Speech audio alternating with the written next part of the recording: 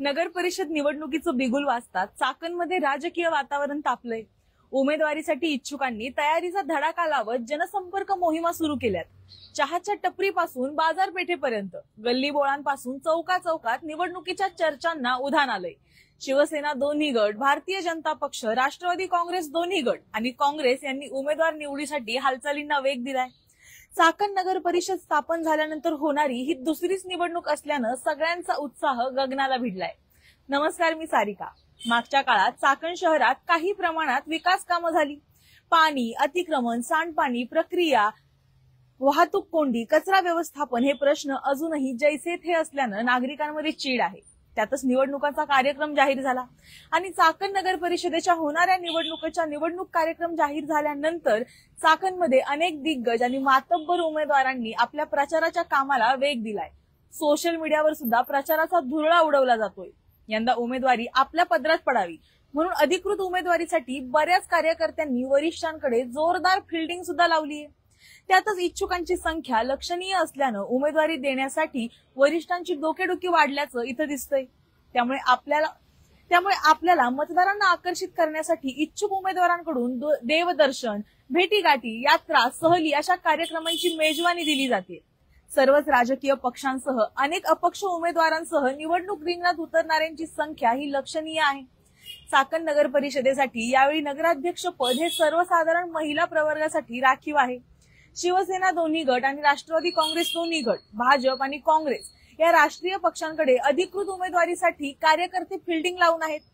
अधिकृत उमेदवारी जाहीर झाल्यानंतर खऱ्या अर्थानं या निवडणुकीला रंगत येईल। चाकण नगर परिषद क्षेत्रात 12 प्रभागातल्या एकूण 25 जागांसाठी ही निवडणूक होणार आहे।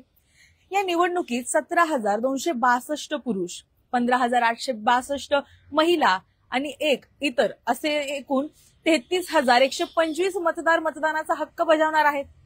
चाकण ग्रामपंचायतीचं जेव्हा नगर परिषदेमध्ये रूपांतर झालं त्यानंतरची ही दुसरीच निवडणूक। मागच्या वेळी झालेल्या निवडणुकीत तत्कालीन माजी आमदार स्वर्गीय सुरेशभाऊ गोरे यांच्या नेतृत्वाखाली शिवसेनेला नगराध्यक्ष पद मिळालं होतं, तर प्रतिस्पर्धी आणि विरोधी पक्ष म्हणून राष्ट्रवादी काँग्रेस पक्ष होता। मात्र यावेळी राजकीय परिस्थिती काहीशी वेगळी असून शिवसेनेत 2 गट पडले, तर राष्ट्रवादी काँग्रेस ही 2 गटात विभागली गेली। भाजप, राष्ट्रवादी, शिंदेसेना यांच्यात महायुती आहे, तर काँग्रेस, राष्ट्रवादी काँग्रेस, शरद पवार आणि उद्धव सेना यांची महाविकास आघाडी। त्यामुळे यंदाची निवडणूक नक्कीच वेगळी असेल।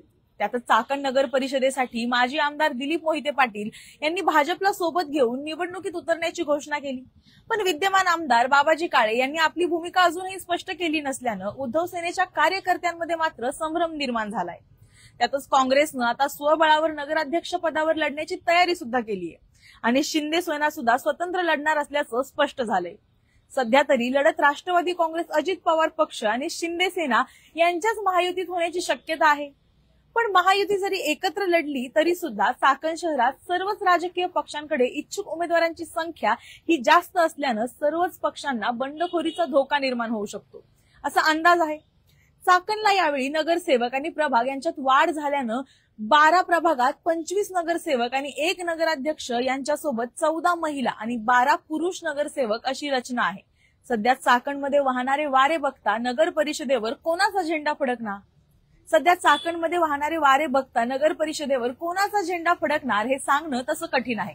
पण तुम्हाला याबद्दल काय वाटतं हे आम्हाला कमेंट मध्ये नक्की सांगा आणि अशाच ताज्या बातम्यांचे अपडेट जाणून घेण्यासाठी पॉलिटिकल महाराष्ट्राच्या फेसबुक, इंस्टाग्राम आणि YouTube चॅनलला फॉलो करायला विसरू नका।